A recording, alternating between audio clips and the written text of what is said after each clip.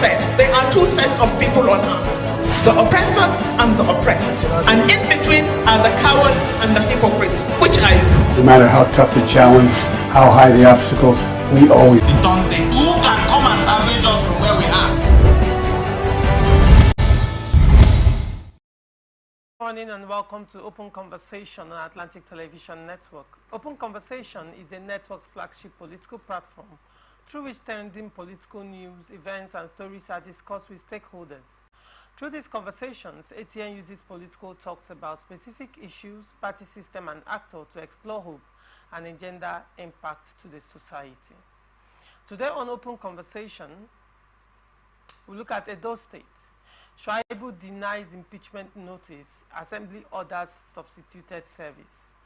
And on to Ondo State, Ayadetiwa declares for governorship. On National Assembly, Senate leader alleged plan to unseat Akpabio. And on PDP, Atiku denies plans to leave. With me on the show this morning is Ifeanyi Chukwu Ugochukwu.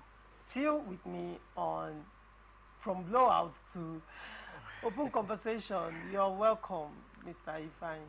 Thank you. It's nice to be here again, and thank you for the privilege. You're welcome. And on to the story. Edo State House of Assembly has directed that the impeachment notice on the State Deputy Governor Philip Shuaibu be published in national dailies. This followed the alleged refusal of the Deputy Governor to acknowledge the notice served on him by the House last week, after the lawmakers commenced impeachment proceedings against Shuaibu, accusing him of perjury and leaking of government secrets. The impeachment notice is believed to be the latest development in the rift between Shuaibu and his principal, Governor Godwin Obaseki, and there had been an uneasy calm between the deputy governor and his principal since last year, when Shuaibu declared his interest in joining this year's governorship race. The House took the decision to serve the notice by substitution on resumption of plenary on Monday, where the Speaker of the Edo State House of Assembly, Blessing Agbebaku, alleged that Shuaibu had rejected the impeachment notice served on him by the House. He then directed the clerk of the House, Yahaya Omobai, to publish the notice in national dailies. Mr. Ifeanyi Chukwu, Shuaibu also in reaction came out to deny that he was not served. So what do you make of this whole issue between Edo State House of Assembly, Obaseki, and Shuaibu? You see, it is very unfortunate what is playing out in Edo State. The PDP will end up shooting itself on the foot as it's preparing for the elections that is coming up, the governorship elections. I think the question I want to ask is that what is in it for the governor, Godswill Obaseki, and the Edo State House of Assembly to impeach the deputy governor, Shuaibu? What will be their gain? What is that, leaking of official secret and perjury and all that? If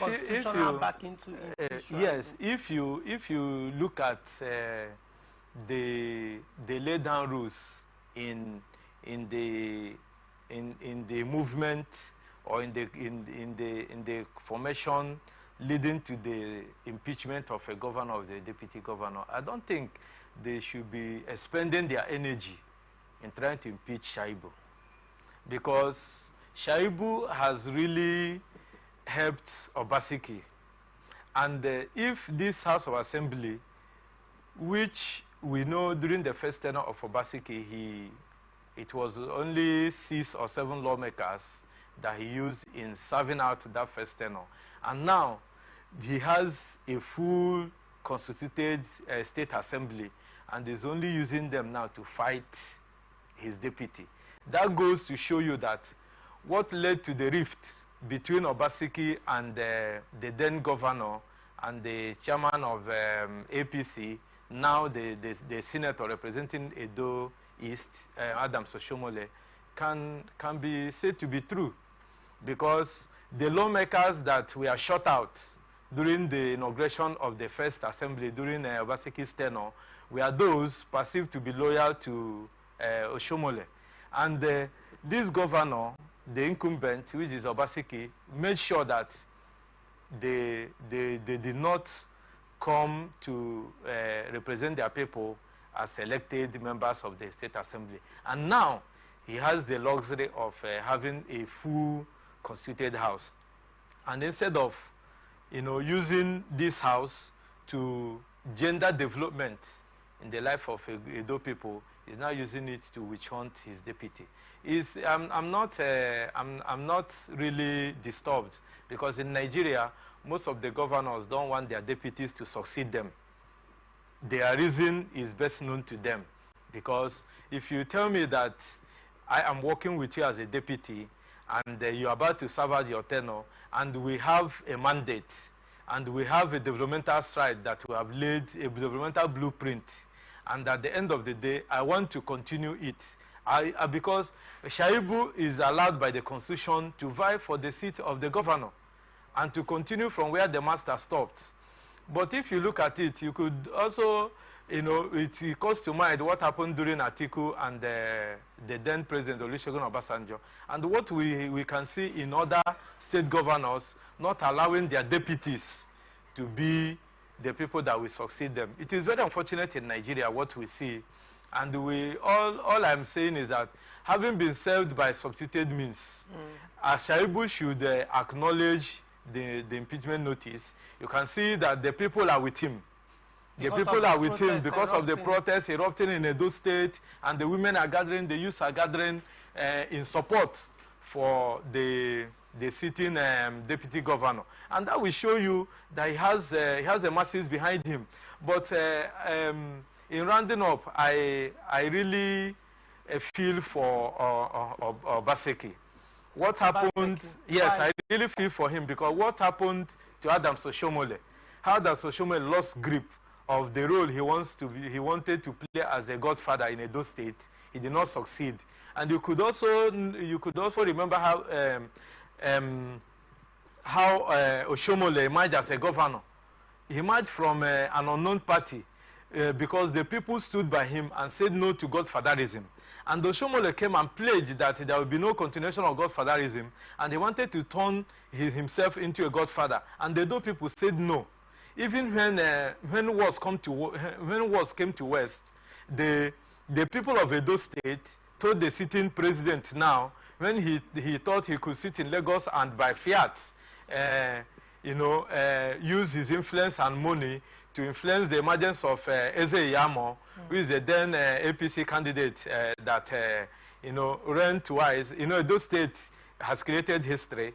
The same governorship candidate, Eze Iyamo and Obaseki, ran against each other in two different parties. Obaseki ran under APC and ran over to cross-carpeted to PDP, while Eze Iyamo ran under the PDP, the APC, and cross-carpeted. So you could see what happened, and faced Obaseki again in APC as a candidate. But while in the primary, Obaseki was able to win him. So when the sitting president now wanted to play the role of that he is known to be playing in Lagos, Edo's people stood up and told him that Edo is not Lagos. Right. And that resounded upon all the people that stood against the emergence of Obaseki. I don't know why our politicians are quick to forget history, are quick to forget the role the masses played in bringing them to power, thinking that it will favor them. So when the people stood up and said no to godfatherism, no to interference in the politics of Edo State, they voted him back against all us. Yeah. And you could see that if PDP, by their movement, by their calculations of omission or commission, loses Shaibu, and Shaibu tends to pinch tent with any other political party in Edo State, it will be a goodbye to the reign of PDP. It will be a goodbye to the reign of PDP in Edo State. All right. On to the next story. Governor Lucky Ayedatiwa of Ondo State has formally declared interest in the All Progressive Congress ticket to contest the November 16 governorship election in the state. flanked by other leaders of the party, including the Speaker of the State House of Assembly, Olamide Oladiji, Chief Jamiu Ekumba, Senator Ajayi Borofis, Honorable Olubenga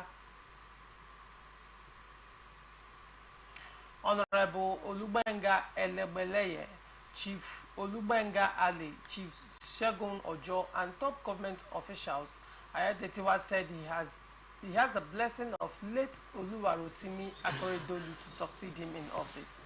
In his address at a well-attended rally, Ayadetiwa said it was the desire of his former boss that he should succeed him after the expiration of the present tenure next year on February 24, 2025. Now, I have with me in the studio this morning Daniel Momo. Good morning, Mr. Daniel. Good morning, and thank you for having me. It's a pleasure having you. Sorry that I came a bit late. It's okay. Now, as a political analyst, what is your take on Ayadetiwa declaring himself? I think it's not necessarily him coming out to be the governor, but saying that he has the blessings of the late Akoredolu, knowing the relationship he had with Akoredolu before his demise.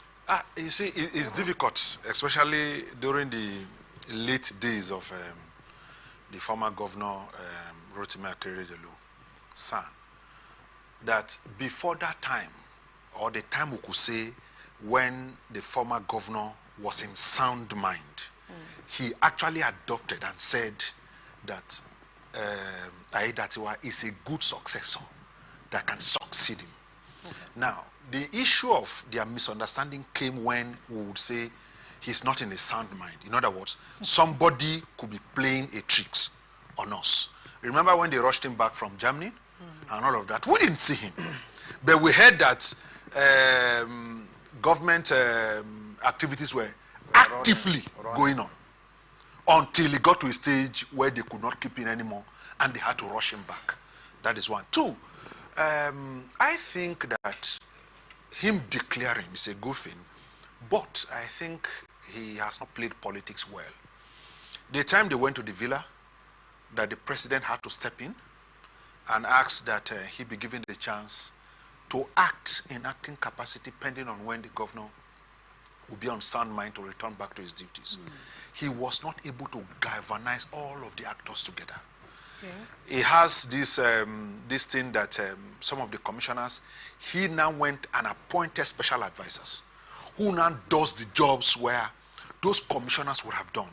And so up to this very moment, some had to resign, some left, but he was not able. I thought that now that nature has given you that and the ex-governor has gone, you should be able to galvanize, including his family. Remember about a week ago or so, one of the sister and Akeredolu's wife adopting, and the wife reacted. Yes. What it then means is that, you see, let's not play in Africa here or in Nigeria. The wife of a governor is as powerful as that governor. I'm telling you a truth here. He is not able to move with her, galvanize her, bring her closer. I am the deputy. Your husband found that solace in me to have brought me. When he was in sound mind, I keep using that word. He brought me to say, come, deputize me. But till this stage, Ayadetiwa is playing a politics of marginalizing other people. When he was analyzing here, the issue I believe, if any person lives in politics, it's not just minus that person's vote, it's minus the people that comes with him. Soldiers. Because the truth is, for every commissioner, he has a constituency where he delivers to. And so even if you are going to be relieved of your job, galvanize everybody together. Tell them, look, yes, this argument, this misunderstanding had come, but today, please, let's move as Ondo people.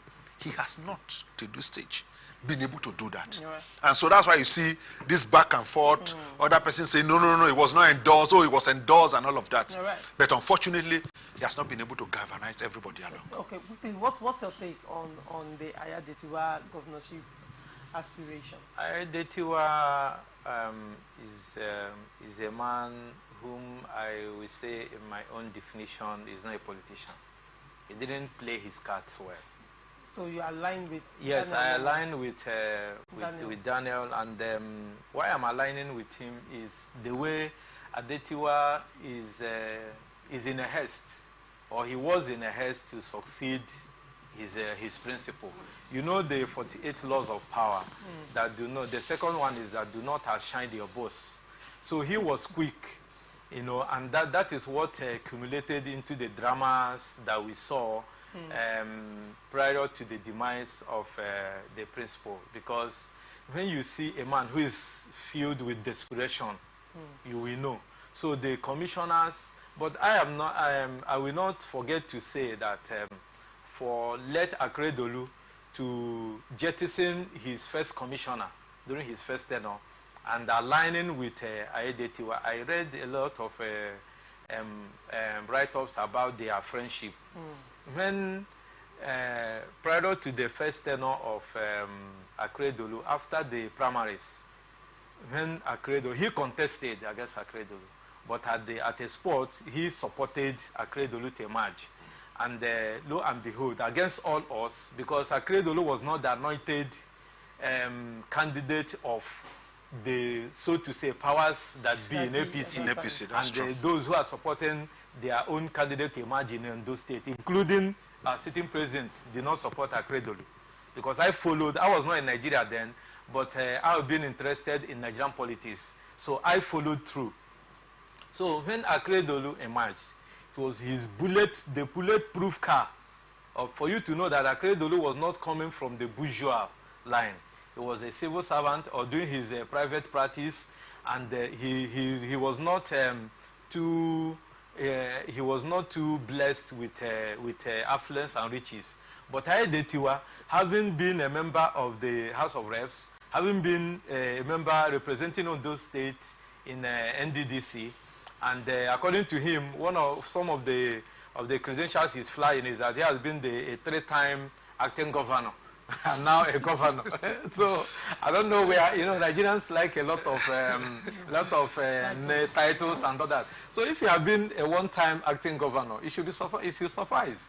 So now telling us in the exposé I was reading, there is a 3-time, when he was making this declaration, that he has served as a member of the House. He has also served, represented Ondo State in the NDDC, and he also has been a 3-time acting governor. The period that he was available. So these are some of the things the scorecard is coming with. So what I'm saying in effect is that it was to show you that he has been a man of influence.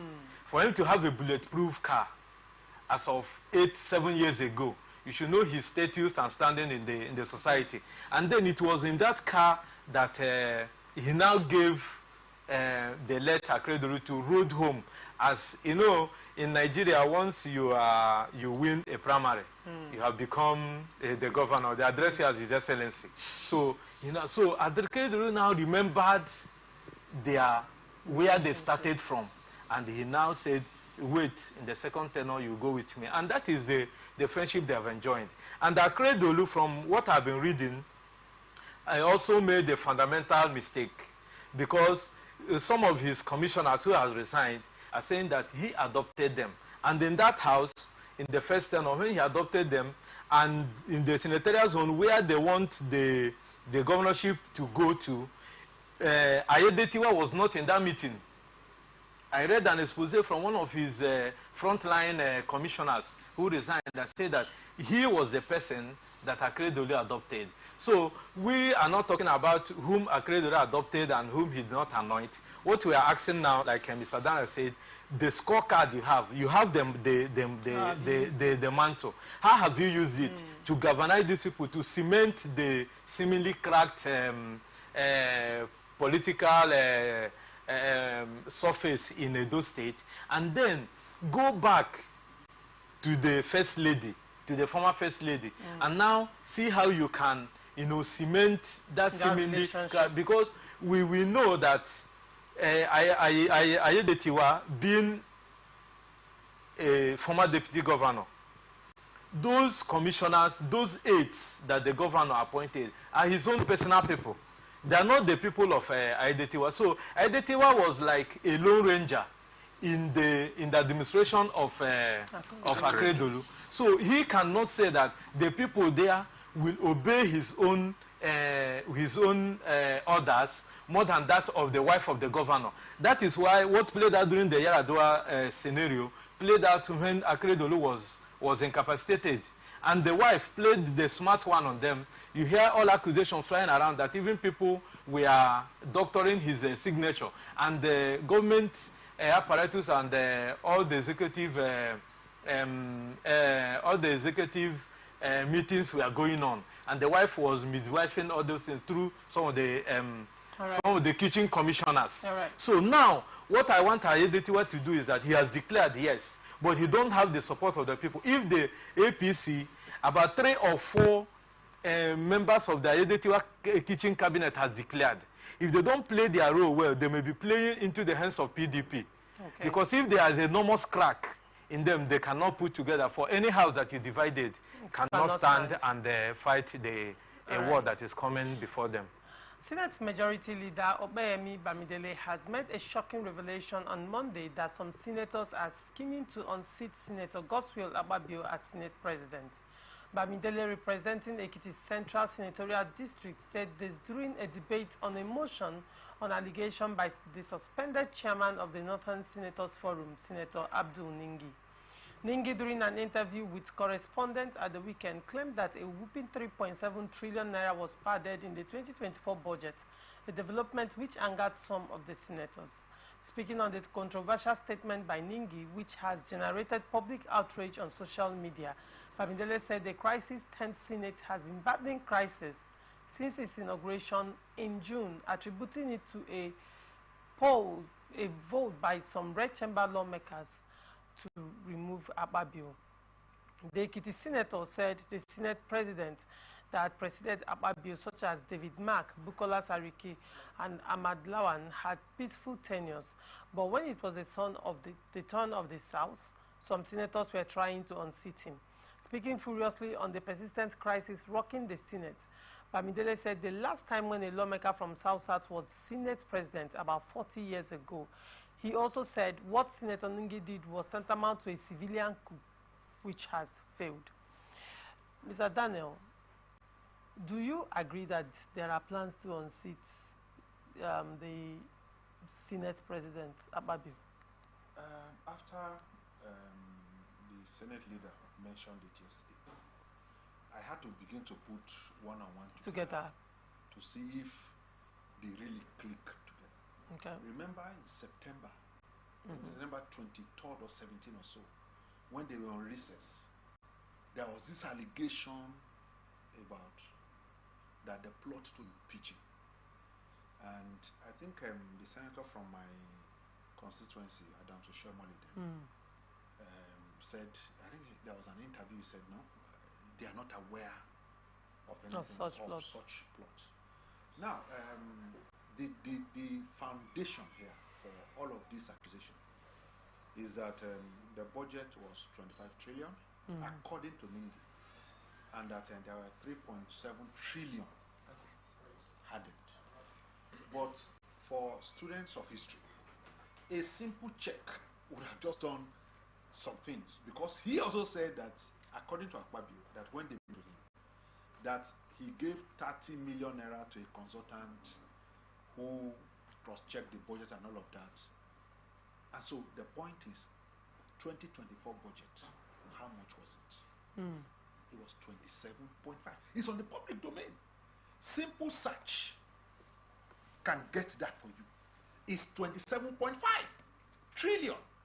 So Ningi, on his interview with BBC Hausa, said 25 trillion. That's not true. The budget was not 25 trillion.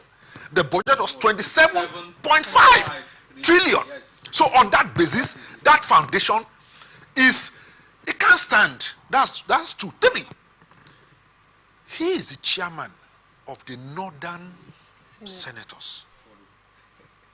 And see, we might play around these things, but they are serious issues. If you are coming to say, as a PDP lawmaker, I refuse to accept it. Yes, party politics, people does that a lot. We had the issue of when Tambuwal became a speaker. Somebody, PDP wanted to make a woman from Oyo State, is it Osun State then? What's this her name again? The speaker. But the then APC came together with a faction of PDP and elected Tambuwal speaker. Those things, those are party politics. It's allowed. But coming under the Northern Forum, what you then do is that you are putting together all of the senators to say, as Northern senators, we disagree. No, you disagree. Say so. You disagree. The LP, the Labour Party, didn't raise this. So don't use the NNPP is there. Some other Northern senators are there. Why use the Northern Forum? So, is this real? Akpabio, for example, did not in any way put those budgets together. He was not the one. If you fought anything about the budget, why not fought the man who is from, is it Badaru now? The Minister for Budget and National Planning. It's Badaru. He's from the north. You didn't fought any other person. It was Akpabio and the office. And so the question to me too would be that, why Akpabio? If as a senator you felt, oh, this is what you have found out, there is the Senate Committee on Appropriation. Why not approach them with your findings? To say, this is what I... Remember again, what's his name now? The chairman, Senate Committee on Appropriation, the man from Ogun State.